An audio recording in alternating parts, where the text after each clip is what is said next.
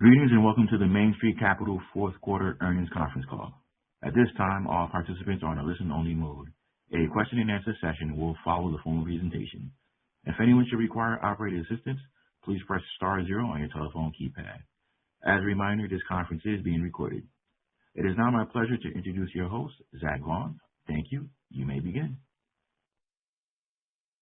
Thank you, operator, and good morning, everyone. Thank you for joining us for Main Street Capital Corporation's fourth quarter 2025 earnings conference call. Joining me today with prepared comments are Dwayne Hyzak, Chief Executive Officer, David Magdol, President and Chief Investment Officer, and Ryan Nelson, Chief Financial Officer. Also participating in the Q&A portion of the call is Nick Meserve, Managing Director and Head of Main Street's Private Credit Investment Group. Main Street issued a press release yesterday afternoon that details the company's fourth quarter and full year financial and operating results. The document is available on the Investor Relations section of the company's website at mainstcapital.com. A replay of today's call will be available beginning an hour after the completion of the call and will remain available until March 6th. Information on how to access the replay was included in yesterday's release. We also advise you that this conference call is being broadcast live through the internet and can be accessed on the company's homepage.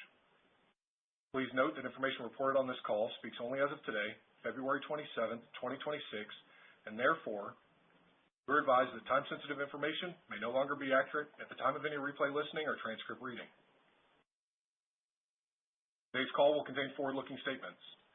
Any of these forward-looking statements can be identified by the use of words such as anticipates, believes, expects, intends, will, should, may, or similar expressions. These statements are based on management's estimates, assumptions, and projections as of the date of this call, and there are no guarantees of future performance. Actual results may differ materially from the results expressed or implied in these statements as a result of risks, uncertainties, and other factors, including, but not limited to, the factors set forth in the company's filings with the Securities and Exchange Commission, which can be found on the company's website or at sec.gov. Main Street assumes no obligation to update any of these statements unless required by law. During today's call, management will discuss non-GAAP financial measures, including distributable net investment income, or DNII. DNII is net investment income, or NII, as determined in accordance with U.S. Generally Accepted Accounting Principles, or GAAP, excluding the impact of non-cash compensation expenses. Management believes that presenting DNII and the related per-share amount are useful and appropriate supplemental disclosures for analyzing Main Street's financial performance, since non-cash compensation expenses do not result in a net cash impact to Main Street upon settlement. Please refer to yesterday's press release for a reconciliation of these non-GAAP measures to the most directly comparable GAAP financial measures. Two additional key performance indicators that management will be discussing on this call are net asset value, or NAV, and return on equity, or ROE. NAV is defined as total assets minus total liabilities and is also reported on a per-share basis. Main Street defines ROE as the net increase in net assets resulting from operations divided by the average quarterly NAV. Please note that certain information discussed on this call, including information related to portfolio companies, was derived from third-party sources and has not been independently verified. And now I'll turn the call over to Main Street CEO, Dwayne Hyzak. Thanks, Zach. Good morning, everyone, and thank you for joining us. We appreciate your participation on this morning's call, and we hope that everyone's doing well. On today's call, we will provide you with our key quarterly updates, while also providing a few updates on our performance for the full year. Following our comments, we will be happy to take your questions. We're extremely pleased with our continued strong performance in the fourth quarter, which closed another great year for Main Street. Our strong performance resulted in a return on equity of 17.7% for the fourth quarter and 17.1% for the full year. Strong levels of DNII per share, a new record NAV per share for the 14th consecutive quarter, and extremely strong investment activity in our unique lower middle market investment strategy, which resulted in an annual record for gross lower middle market investments. We believe that these continued strong results demonstrate the sustainable strength of our overall platform, the benefits of our differentiated and diversified investment strategies, the unique contributions of our asset management business, and the continued strength and quality of our portfolio companies, particularly our existing lower middle market portfolio companies. We remain confident that our unique investment income and value creation drivers, together with our cost-efficient operations and conservative capital structure, will allow us to continue to deliver superior results for our shareholders in the future. Our favorable results in the fourth quarter, combined with our positive outlook for the first quarter, resulted in our most recent dividend announcements, which I will discuss in more detail later. Our NAV per share increased in the quarter primarily due to the impact of significant net fair value increases in both our lower middle market and private loan investment portfolios, including the benefits of material net realized gains, which Ryan will discuss in more detail. The continued favorable performance of the majority of our lower middle market portfolio companies resulted in another quarter of strong dividend income contributions and significant net fair value appreciation in our lower middle market equity investments. Based upon our current views of these investments and feedback from our portfolio company management teams, we expect the strong contributions to continue. Consistent with my comments over the last few quarters, and as David will discuss in more detail, we're pleased to have exited our investments in one high-performing lower middle market portfolio company, Mystic Logistics, in the fourth quarter, and our investments in another high-performing company, KBK Industries, in the first quarter of 2026, in both cases resulting in material realized gains in addition to significant dividends received over the life of our equity investments. We believe that these investments serve as yet another great example of our highly unique lower middle market investment strategy, which delivered significant benefits for both Main Street and our management team partners, including significant dividend income, fair value appreciation, and realized gains, resulting in best-in-class returns on our equity investments, in addition to the highly attractive interest income on our debt investments. Even after these recent realizations, we continue to see significant interest from potential buyers in several of our lower middle market portfolio companies, which we expect will lead to favorable realizations over the next few quarters, and which we believe further highlights the strength and quality of our portfolio companies and their exceptional leadership teams.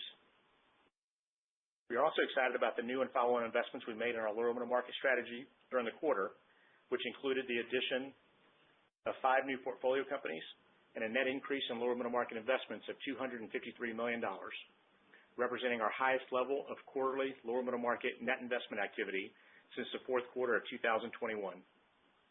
Consistent with our prior guidance, our private loan investment activity in the fourth quarter returned to our expected normal level of quarterly activity and generated a net increase of $109 million in our private loan portfolio. In addition to the favorable investment realizations in our lower middle market portfolio, we also completed successful exits of 2 private loan portfolio company equity investments in the fourth quarter, both at meaningful premiums to our third quarter fair values. David will discuss our investment activity in more detail. Given our conservative capital structure and strong liquidity position, we remain very well positioned to continue the growth of our investment portfolio for the foreseeable future, and we are excited about the current opportunities we are seeing. We also continue to produce positive results in our asset management business. Funds we advise through our external investment manager continue to experience favorable performance in the fourth quarter, resulting in significant incentive fee income for our asset management business, and together with our recurring base management fees, a significant contribution to our net investment income. We remain excited about our plans for the external funds that we manage as we execute our investment strategies, and we are optimistic about the future performance of the funds and the attractive returns we are providing to the investors of each fund, and about our strategy for growing our asset management business within our internally managed structure. As part of these efforts, we remain focused on growing the investment portfolio of MSC Income Fund, a publicly traded BDC advised by our external investment manager, which is solely focused on the private loan investment strategy with respect to new portfolio company investments. The result of the increase to its regulatory debt capacity, which became effective at the end of January 2026, the fund maintains significant capacity to add additional debt to fund the future growth of its investment portfolio. MSC Income's fourth quarter and full year 2025 financial results conference call will be held later this morning for those who would like additional details. Based upon our results for the fourth quarter, combined with our favorable outlook in each of our primary investment strategies and for our asset management business, earlier this week our board declared a supplemental dividend of 30 cents per share payable in March, representing our 18th consecutive quarterly supplemental dividend, and regular monthly dividends for the second quarter of 2026 of 26 cents per share. These second quarter regular monthly dividends represent a 4% increase from the regular monthly dividends paid in the second quarter of 2025. The supplemental dividend for March is a result of our strong performance in the fourth quarter and will result in total supplemental dividends paid during the trailing 12-month period of $1.20 per share, representing an additional 39% paid to our shareholders in excess of our regular monthly dividends. We currently expect to recommend that our board continue to declare future supplemental dividends to the extent DNII before taxes significantly exceeds our regular monthly dividends paid, or we generate net realized gains, and we maintain a stable to positive NAV in future quarters. Based upon our expectations for continued favorable performance in the first quarter, we currently anticipate proposing an additional significant supplemental dividend payable in June 2026.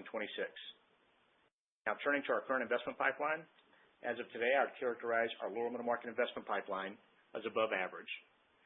Consistent with our experience in prior periods of broad economic uncertainty, we believe that our ability to provide unique and flexible financing solutions to lower middle market companies and their owners and management teams, and our differentiated long-term to permanent holding periods represent an even more attractive solution to the needs of many lower middle market companies given the current economic environment, and we're confident in our expectations for strong lower middle market investment activity in the first quarter.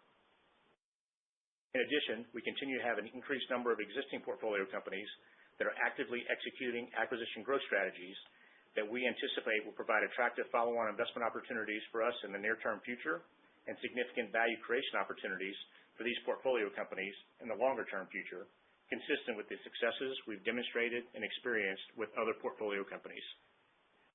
To date, in the first quarter of 2026, we have made follow-on investments in 4 high-performing lower middle market portfolio companies to support strategic acquisitions for a total of over $45 million in incremental investments in those portfolio companies. We also continue to be pleased with the performance of our private credit team and the significant growth they have provided for our private loan portfolio and our asset management business over the last few years. And as of today, I would characterize our private loan investment pipeline as above average. With that, I will turn the call over to David. Thanks, Dwayne, and good morning, everyone. Each year-end provides a good opportunity to look back at our history and highlight the results of our unique and diversified investment strategies and discuss how these strategies have enabled us to deliver highly attractive returns to our shareholders over the last 19 years. Since our IPO in 2007, we have increased our monthly dividends per share by 136%, and we have declared cumulative total dividends to our shareholders of more than $49 per share, or approximately 3.3 times our IPO share price of $15. Our total return to shareholders since our IPO, calculated using our stock price as of yesterday's close and assuming reinvestment of all dividends received since our IPO, was 17 times money invested. This compares very favorably to the 5.3 times money invested for the S&P 500 over the same period of time and is significantly higher when compared to most public companies. As we've previously discussed, we believe that the primary drivers of our long-term success have been and will continue to be our focus on making both debt and equity investments in the underserved, highly attractive lower middle market, our private credit investment activities for the benefit of our stakeholders and for the clients of our asset management business, our internally managed structure, which allows us to maintain a highly efficient and industry-leading operating structure, and the strong alignment of interest between our employees and our shareholders as a result of our team's meaningful stock ownership. Most notably and uniquely, our lower middle market strategy provides attractive leverage points and income yields on our first lien debt investments, while also creating a true partnership with the management teams and other equity owners of our portfolio companies through our flexible and highly aligned equity ownership structures. This approach provides us significant downside protection through our first lien debt investments and preferred equity positions, while still providing the benefits of significant upside potential through these equity investments. Main Street's long-term historical track record of investing in the lower middle market, coupled with the fact that this continues to be a large, addressable, and underserved market, gives us confidence that we will be able to continue to find attractive new investment opportunities in our primary investment strategy. Our ability to provide highly customized and differentiated capital solutions for the predominantly family-owned businesses that exist in the lower middle market has been and continues to be our primary differentiator. In 2025, Main Street invested over $700 million in our lower middle market strategy, which represents the largest year of lower middle market originations in our firm's history. $482 million of this capital was deployed in 13 new lower middle market platform companies, with the remaining $219 million predominantly representing follow-on investments in existing, seasoned, and well-performing lower middle market companies. Our follow-on investments are typically used to support multiple objectives, including growth capital and organic expansion opportunities, acquisitions, and recapitalizations. Most importantly, these follow-on investments are made in support of proven management teams that we believe represent significantly lower investment risk when compared to investments in new portfolio companies. Since we are significant equity owners in our lower middle market companies, we also benefit from participating alongside these proven operators as they strive to achieve meaningful equity value creation. As we've stated in the past, as our lower middle market companies perform over time, they naturally deleverage with free cash flow generated from operations. This allows us, along with our lower middle market portfolio management team partners, to benefit from a larger portion of the company's free cash flow after debt service, which can be available for distributions to the equity owners. Given the strength and quality of our lower middle market portfolio and the long-term to permanent holding period for many of our companies, we expect dividend income to continue to be a significant contributor to our results in 2026 and in the future. Additionally, this deleveraging, coupled with the strong underlying operating results of our lower middle market portfolio companies, allowed us to achieve $150 million in net fair value appreciation in 2025 from our lower middle market portfolio. In 2025, we also achieved $77 million in net realized gains in our lower middle market portfolio, including the largest realized gain in our firm's history. The benefit from realized gains in our lower middle market equity investments is unique to our strategy and provides the opportunity to offset losses which will naturally occur when investing in non-investment grade asset classes. As our lower middle market equity investments perform, they also provide the opportunity for unrealized appreciation, which allows us to continue to grow our NAV per share. A great example of a lower middle market equity investment that highlights the benefits of our unique investment strategy was our investment in Mystic Logistics, which we exited in the fourth quarter. This exit resulted in a realized gain of $24 million. In addition to this realized gain, Mystic Logistics also distributed total dividends to us of $22 million over the life of our investment.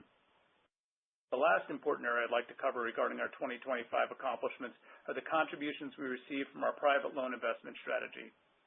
We believe that our private loan investment strategy provides a very attractive risk-adjusted return profile for us and for the clients of our asset management business as we execute on our strategic objective to continue to grow our asset management business. Despite a challenging investment environment for most of the year due to slower than expected private equity industry activity, we completed gross investments of approximately $672 million in our private loan strategy, and at year-end, our private loan portfolio represented 43% of our total investments at cost. As a reminder, in our private loan strategy, we are primarily a lender to private equity-backed businesses. We also occasionally make small equity investments in our private loan portfolio companies. In the fourth quarter, we recognized a significant realized gain of $34 million in our investment in PurgeRite. This exit provides evidence of the potential benefits of our private loan equity co-investment strategy. As of December 31st, we had investments in 189 portfolio companies spanning across numerous industries and end markets. Our largest portfolio companies, excluding the external investment manager, represented only 5.2% of our total investment income for the year and only 3.3% of our total investment portfolio fair value at year-end. The majority of our portfolio investments represented less than 1% of our income and our assets. Now, turning to our investment activity in the fourth quarter, we made total investments in our lower middle market portfolio of $300 million, including investments of $241 million in 5 new lower middle market portfolio companies, which after aggregate investment activity resulted in a net increase in our lower middle market portfolio of $253 million. During the quarter, we also completed $231 million of total private loan investments, which after aggregate investment activity resulted in a net increase in our private loan portfolio of $109 million. At year-end, we had investments in 92 companies in our lower middle market portfolio, representing $3.1 billion of fair value, which is 26% above our cost basis, and investments in 86 companies in our private loan portfolio, representing $2 billion of fair value. The total investment portfolio at fair value at year-end was 17% above our cost basis. Additional details on our investment portfolio at year-end are included in the press release that we issued yesterday. With that, I will turn the call over to Ryan to cover our financial results, capital structure, and liquidity position. Thank you, David.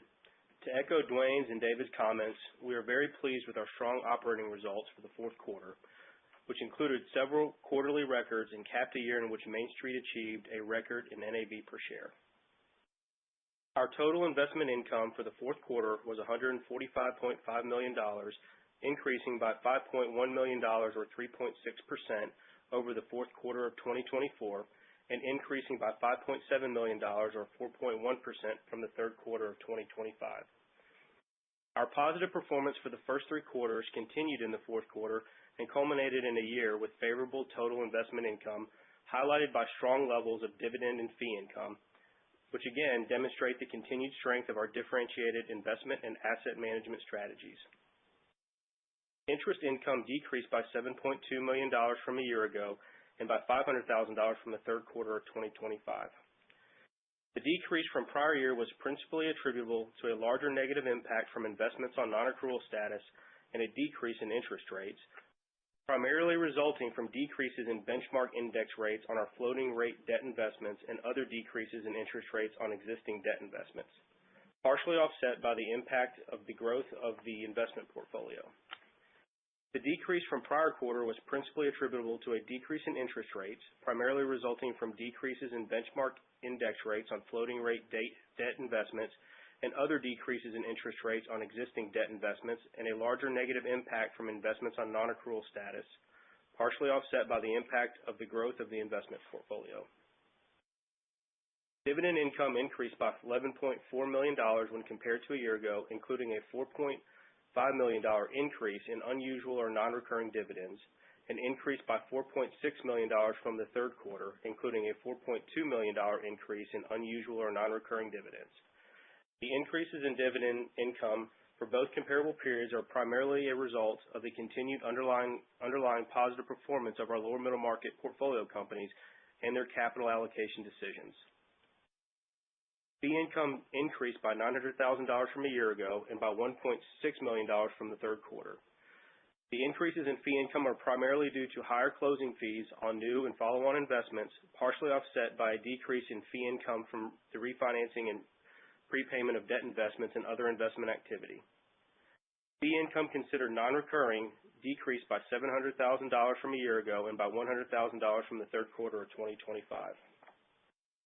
The fourth quarter included increased levels of income considered less consistent or non-recurring in nature in comparison to the comparable periods, primarily related to dividends from our equity investments.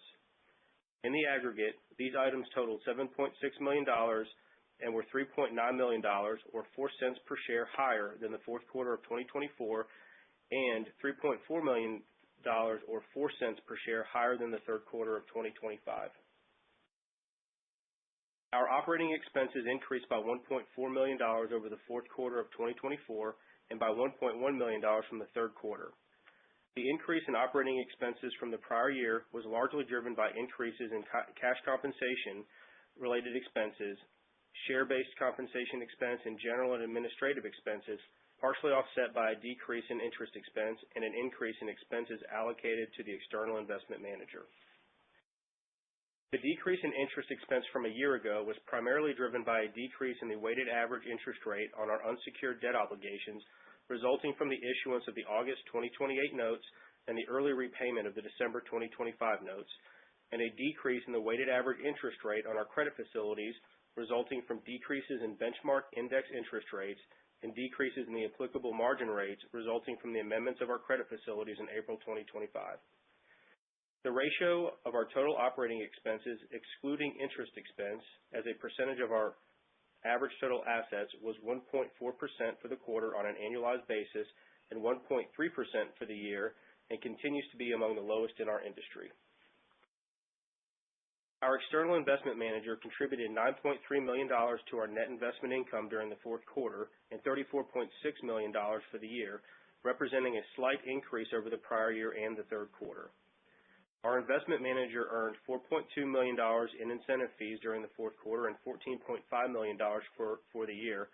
Our investment manager ended the quarter with total assets under management of $1.7 billion.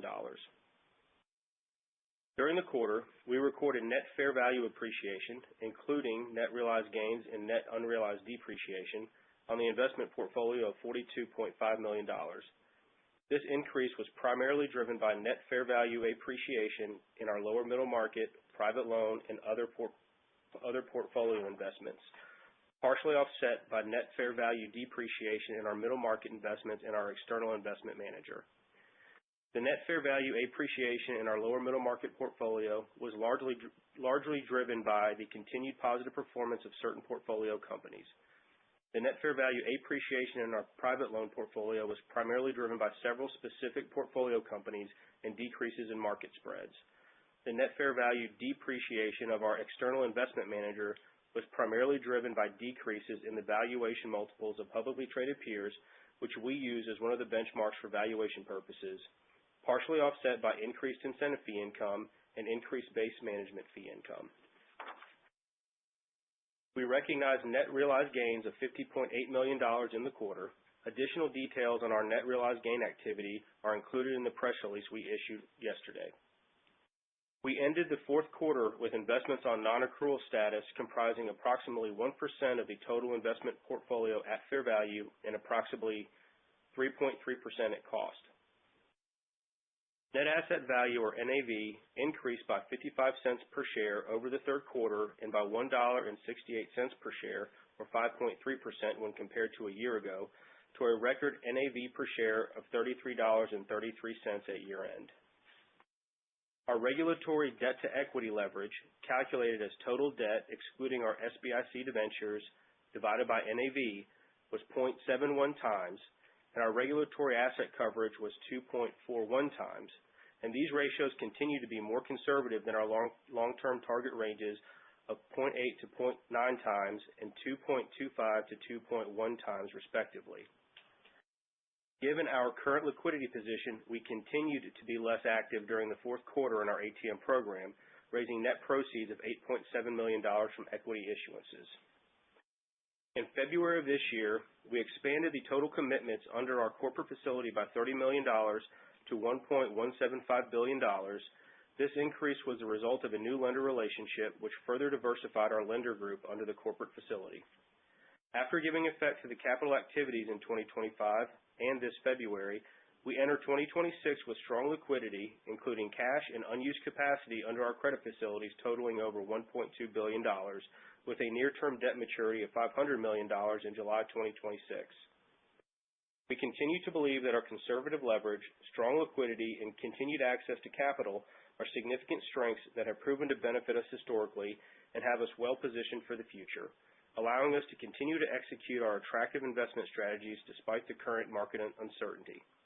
Because of the market uncertainty, we expect to continue to operate over the next few quarters at leverage levels more conservative than our long-term targets.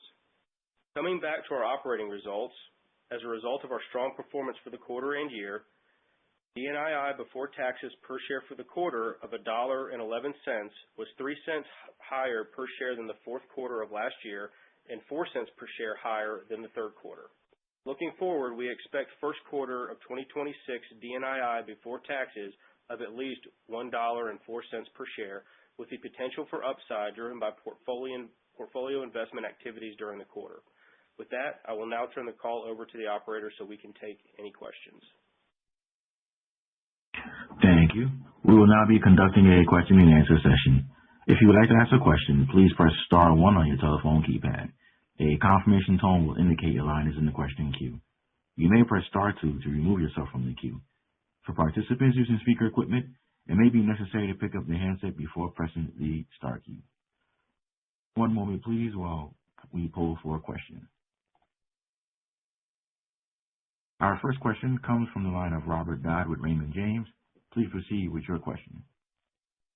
Hi, guys, and congratulations on the quarter. And I want to ask about the activity level. Obviously, really high level of activity in the fourth quarter. Then the pipeline's still above average, and I think you said you expect a very strong Q1 as well. I mean, is this just a timing event that things just happen to be coinciding for the back end of last year and the beginning of this year? Or do you think this is a step change in activity and that could persist in terms of more of the type of more retirement planning, et cetera? I mean, do you think this is a shift up, or a bump in activity, if that makes sense. Sure. Good morning, Robert, and thank you for the question. Morning. I'll probably give two answers here, and I'll let David and Nick then add on if they have any additional comments they want to add. But if you look at the lower middle market side first, I'd say we've been intentional for the last couple of years about trying to grow our activities in the lower middle market. That includes growing our team. So we've been trying to grow our people. We've got a number of individuals that have been at Main Street for a long period of time executing our consistent lower middle market investment strategy, and we've had a couple of those individuals now be promoted to managing director. So that's happened really over the last kind of 18 months.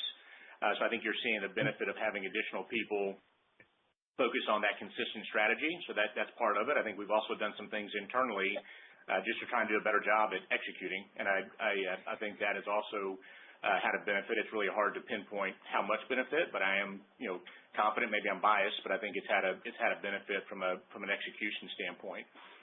We've also always said we think our lower middle market investment strategy should be attractive at all times, to individual owner-operators or families that own a business. But I think when you look at the last couple of years, and it continues to be the case today with the uncertainty in the economy, I would think that our offering would even be more attractive, and I think we're seeing that as well. So if you're an individual owner-operator that's looking to get liquidity, probably still not the perfect time to sell your business given the uncertainty that's out there. But it's a great time to bring on an institutional partner like Main Street with a best-in-class track record that's got extreme flexibility from an investment standpoint, to help you get some liquidity and then help you grow your business and execute your plan going forward. So I'd say those are the three things I would point to on the lower middle market side. On the private loan side or private credit side, I would say our team continues to do a really good job there, but I do think some of that is more just the market, the overall investment activity for private equity firms. We saw it building kind of in the end of Q3, maybe halfway through the third quarter. Obviously, that momentum didn't come to fruition until the fourth quarter, but I think we saw it in the fourth quarter, and we've continued to see good activity in the first quarter. So I'd say it's our team doing a good job, but also just the market becoming more active.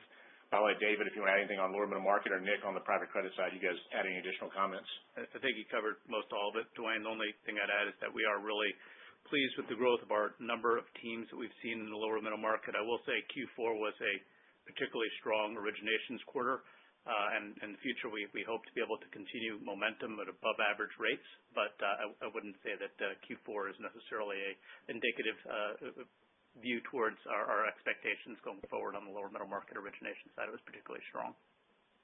On the private credit side, I'd echo Dwayne's comment that it's really the market volume that's driven the changes from, I'd say, early the first half of 25 to the third and fourth quarters and the first quarter so far this year. And Robert, as I thought about my comments earlier, the one other thing I'd add is just the follow-ons. I think we talk about it all the time, both lower middle market and private credit, private loan. We've seen consistent activity there. We find those investments or those opportunities very attractive because we already know the team, we know the company. It's likely, in both cases, lower middle market and private loan or private credit, it's likely delevered from our original entry point. So if we can have opportunities to fund follow-on investments for acquisitions or other growth activities in both our existing lower middle market and private credit or private loan portfolio companies, we find those really attractive, and we've seen that occur both in Q4 and Q1, and we're hopeful it'll continue to occur in 2026. Got it. An attempt to back you into a corner a little bit more on this topic. I mean, at what point does this new level become the new average, right? I mean, David, you say, expect it to remain above average for a while. Well, if it's above average for a while, it's the new average. It's like Rick Wobegon, where everybody's above average, right?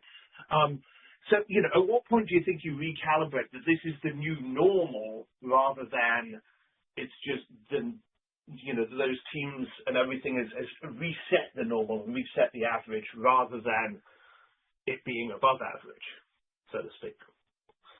And I would, again, focus this comment more on the lower middle market side, Robert, than the private loan. But I would say if we're adding people and we're promoting MDs, we should have a different expectation. So I do think, when you look at it, I think David was just referencing that Q4 was a really, really active quarter. But, as we add MDs and teams, if we're not having more investments in a bigger portfolio, we shouldn't be adding MDs and teams. So I think when you see us completing those activities, one is the individual's got to have the ability to do it, but there's an expectation that we have growth and performance as well. So I do think that, from that standpoint, not a massive step change, but over time, we're adding those individuals and those teams for a reason. Got it. Got it. Thank you. One more, if I can, on software, since it's so top of, you don't have a lot of exposure, mid-single digits. What's the view on that, right? I mean, obviously there might be a different view of what you're willing to do on the software side in the lower middle market, or what you do have in the lower middle market versus on the private loan side, because those can be quite different types of businesses in where there is software. So what's your kind of view of your exposure and of your outlook regarding software in the different segments? Sure. I'll give my comments, and then again, more maybe Nick can on the private credit side if he's got other comments. But I'd reiterate what you just said. We do not have significant software exposure at all. As you've always heard us say, both on the lower middle market side and private credit, we're value-based investors. We love basic industries. A lot of people don't find that attractive. I think in today's environment, it's probably pretty attractive. We've always found it to be very attractive. So we don't chase stuff that has high valuations. As a result, if you look at areas that we're underweight, software and healthcare would be two areas that we would be underweight. So I'd say we go into this situation with limited exposure. I think when you look at the individual names there, as you would expect us to, as any other investment manager, you should or would be, you're paying a lot of attention to what's going on there. And I think as we sit here today, I think we feel pretty good about the exposure. Obviously, you have to take AI into consideration, not just at Main Street, but much more so at the portfolio company. But we're confident in those management teams and their business models. And as we sit here today, we feel pretty good about the exposure. But Nick, if you have anything you want to add on the private credit side. Yeah, I'd say on a go-forward basis too, it's finding the right deals that we like. Historically, we've not done a lot of, I'd say high growth or high-level AAR deals. It's really not where we've been focused. We've been focused on cash flow software deals on the few that we do. I think going forward, we'll see even more of that. And so it'll be more focused on the infrastructure side versus, I'd say, a growth of a SaaS or a software model. Got it. Thank you. Thanks, Robert. Thank you. Our next question comes from the line of Brian McKenna with Citizens. Please proceed with your question. Great. Thanks. Good morning, guys. So what continues to stand out to me is the resiliency of your ROE. I think there's a number of things driving this, but when you look at the underlying drivers and trends across your business today that ultimately impact the trajectory of returns from here, how do all these look today relative to a year ago? And I'm just trying to think through some of the puts and takes in the current operating environment and really what all this means for the intermediate term outlook for ROEs. Sure. Good morning, Brian, and thanks for the question. I'd say we feel good about where we are today. Obviously, if you look at 2025 versus 2024, ROE came down some year over year. I think when you look at the current environment, two things will impact our ROE going forward. On the private credit, private loan side, both floating index rates and spreads will have some impact. Obviously, I'd say that's marginal, but that does have a negative impact or a headwind. I would say on the lower middle market side, just the overall economy will be a big driver of where our ROE shakes out, both in terms of dividend income and fair value appreciation. Our companies, as you've heard us say in the past, we think they're really, really good companies. Even more importantly, we think our management teams that we get to partner with at the lower middle market are exceptional. So we're confident that no matter what happens in the overall environment, that they're going to outperform, but they're going to outperform what's happening in the overall economy. So if the overall economy takes a step back, we're going to have some impact from that as well. But I think we feel, overall still feel really good about where we sit. The other thing I would say, and this is maybe less significant, but if you have significant growth, particularly in the lower middle market, those investments are not going to be creating the same ROE day one because it's a new investment. It hadn't delevered. It hasn't grown. So as you have more growth, just naturally, the new investment's going to be contributing a lower ROE than an investment that's been in the portfolio for 5 or 10 years. So that'd be another thing. But those would be the points that I would kind of highlight.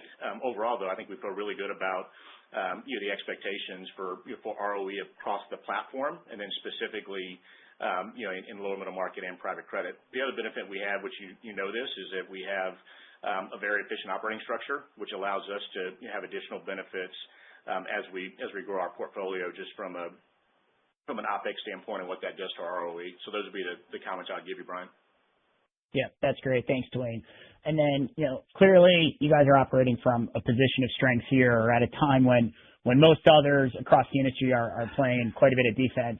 Your balance sheet, rock solid. You have a ton of excess capital, liquidity, to keep growing and investing across the business despite what happens in the broader macro and capital markets.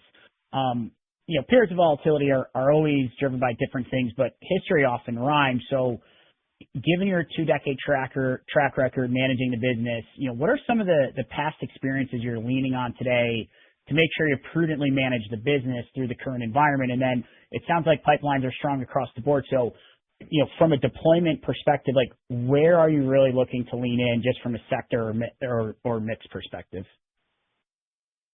Sure, Brian. So a couple of comments. I would say from a sector mix, I think we feel really good about both the lower middle market and private loan, private credit businesses and opportunities. I wouldn't say that we're leaning in to one of those more than the other. It's going to be consistent with what we've done in the past. And if I say at the individual industry, you've probably heard us say this before, but we're less focused on an individual industry, and we're more focused on who is the individual that we have the opportunity to partner with on the lower middle market side. So we take a very broad-based kind of industry agnostic approach. Obviously, once an opportunity comes in, then we're going to figure out if that's an industry and a company, product or service that we find attractive. But first and foremost, it's about who is the individual? Is he or she best in class? And is he or she trying to achieve a transaction goal that fits or aligns with our interests? And if we can find that, then we're going to be interested in most most industries. I think what you'll see us continue to do is just lean on our history. We're value-based investors. We're going to partner with best-in-class managers, and then on the capital structure side, we're going to maintain a conservative capital structure and significant liquidity position. Our ability to issue equity under the ATM is huge, as you guys know, and that's something that we don't use that just to maximize issuing equity at a high stock price. We issue equity as we grow the portfolio, particularly on the lower middle market side. So we have had the tools and the ability to continue to grow the platform, both lower middle market and private loan, and finance it in a way that is very conservative, but also very constructive for us and our shareholders.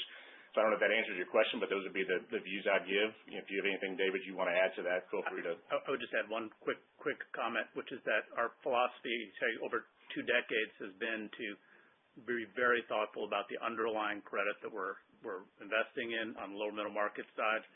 We know that we're going to see cycles. We assume that we're going to see cycles. We underwrite to that. So on the front end, we're assuming that we're going to be through good and tougher times. And so, we talk about that a lot at our investment committee meetings, so that we can, see through stressful times without too much disruption. All right, I'll leave it there. Thanks so much. Thanks, Brian. Thank you. Our next question comes from the line of Aaron Sanovich with Truist Securities. Please proceed with your question.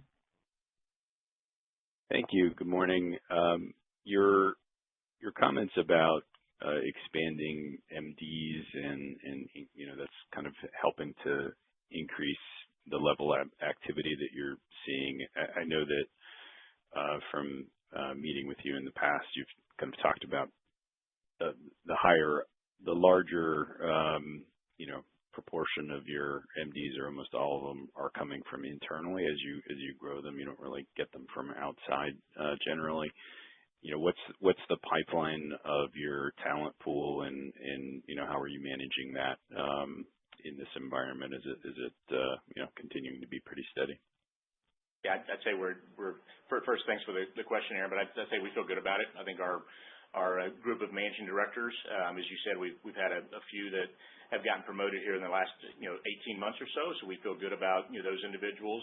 But we also feel really good about the group of directors and VPs that we have beneath that. And that the comments I've given were on the lower middle market side. We've had the same thing on the private credit side. We've had 2 individuals that have been here for a very long time. They got promoted recently to managing directors. So that's we're seeing the same thing from a talent and capability and experience standpoint, both on the lower middle market and private credit. In the case of all those people, they're not people we hired from outside. These are people that have been at Main Street for a long period of time, executing to our strategies, which we think are very unique, and executing to the way that we've executed for the last 20 years. So we feel really good about the talent pipeline and pool that we have, both lower middle market and private credit.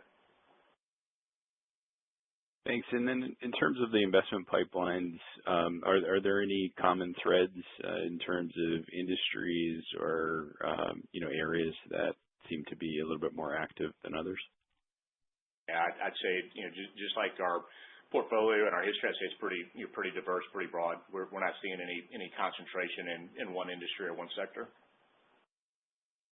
Great. Thank you. Thank you. Thank you. As a reminder, if anyone has any questions, you may press star one on your telephone keypad in order to join the queue. Our next question comes from the line of Doug Harter with UBS. Please proceed with your question. Thanks, and good morning. Just following up on your comment that you underwrite to cycles. Can you just talk about what you're seeing and the underlying performance of your companies and any sort of concentrate or any areas of increased focus as you kind of look at that performance? Yeah, I think, Doug, thanks for the question. I'd say we feel good about the portfolio as a whole. I wouldn't say we're seeing any area, any sector, industry, or specific area that's seeing, more pressure or more underperformance. I do think, as we talked about earlier, just given, AI and kind of all the noise around that, anything that has software exposure, we're spending more time there. But, we have a very, very limited exposure in that area, but we have been spending more time there. Lower-end consumer, you've been hearing us talk about this probably now for 3 years. I lose track of time because it seems like we've been doing it forever. But that's an area that has been and continues to have some challenges. But they're another area that over the years we've taken most of the pain from a fair value standpoint, and we feel pretty good about where we sit today. And those companies overall are doing fine. But it's just another area, just given our experience for the last couple of years, that it has been and continues to get more attention. David or Nick, would you guys say anything different or anything on that? Nothing to add. Great. Appreciate that. Thank you, Dwayne. Thanks, Doug. Thank you. Our next question comes from the line of Brian McKenna with Citizens. Please proceed with your question. All right. Thanks for the follow-up here. Just a couple quick questions on the RIA. Based on the math that I've done, it looks like the RIA generated about $35 million of NII in 2025, and that's roughly flat compared to 2024. I know there's a couple of near-term drivers for AUM growth, but should this earnings stream start to inflect higher in 2026? And then looking at this business, more broadly, are there any opportunities to create some additional strategies here? And I ask this because your performance across Maine is quite differentiated, and I'm really just wondering if you can further leverage this performance at the RIA for some newer strategies.